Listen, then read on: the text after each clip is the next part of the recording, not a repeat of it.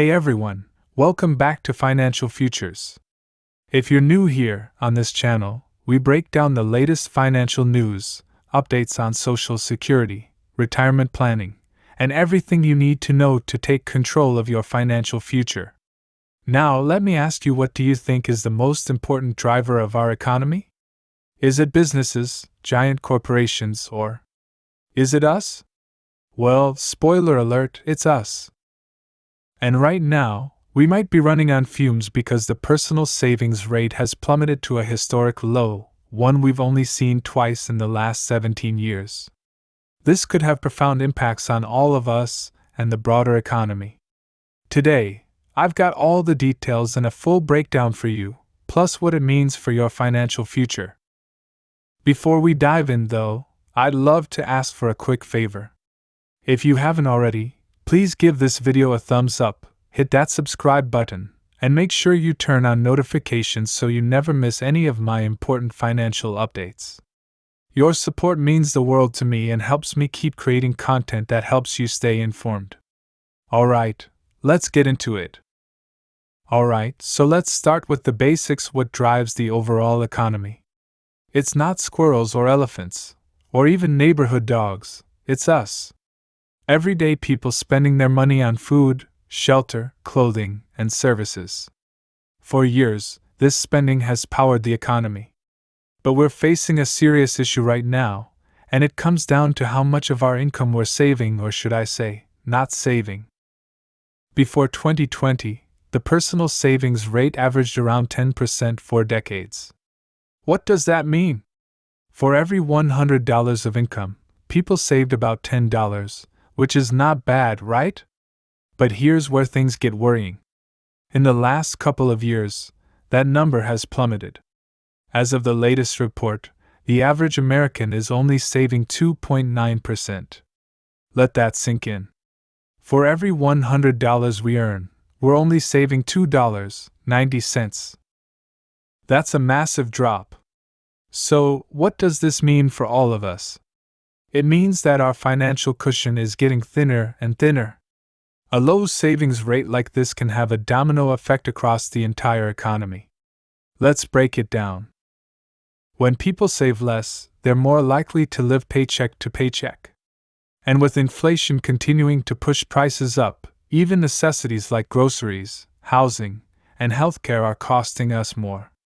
If our savings continue to shrink, that means less of a safety net for emergencies, less money for future investments, and ultimately, less spending power. And here's the kicker: consumer spending is one of the biggest drivers of our economy.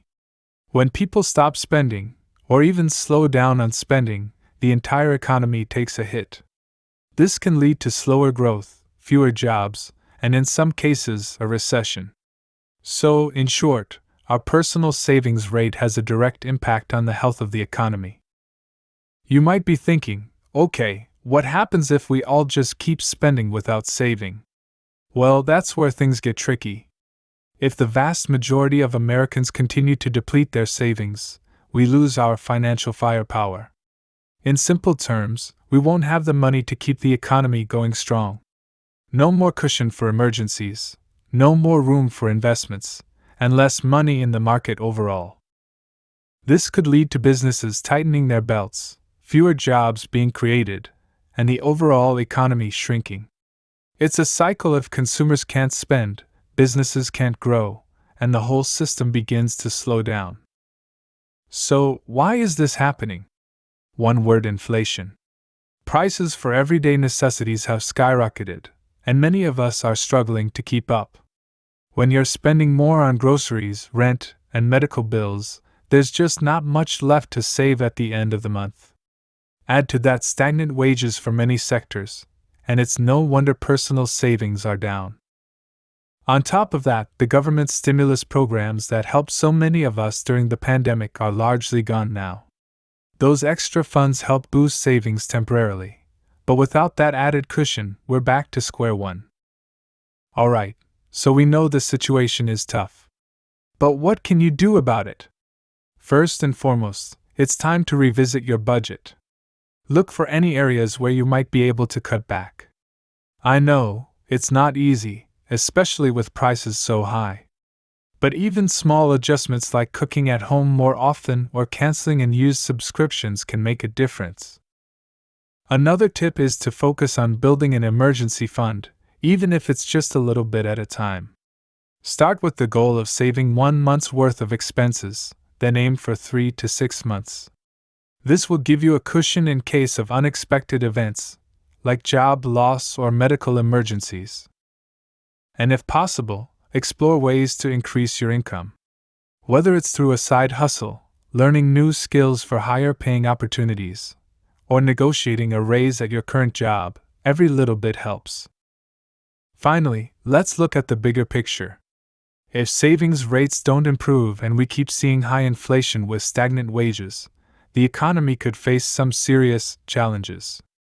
A recession could be on the horizon, and while that might sound scary, it's not all doom and gloom. In fact, recessions often reset the economy in ways that can be beneficial. They can lead to lower prices, more affordable housing, and yes, even new stimulus packages designed to kickstart growth. But until then, it's important that we all do what we can to protect our financial futures. Alright, folks, that's a wrap on today's video. The personal savings rate is definitely something we need to keep an eye on because it directly impacts our financial health and the economy as a whole. Remember, we're all in this together, and with the right steps, we can weather any financial storm. As always, I'll be here with the latest updates, tips, and advice to help you navigate these tricky financial times. Don't forget to like this video, hit that subscribe button, and share this with someone who could use this information. Let's spread the word and help each other out. Also, drop a comment below. How are you adjusting your budget with these changes? I'd love to hear from you. Thanks for watching Financial Futures. Stay safe, stay informed, and I'll see you in the next video.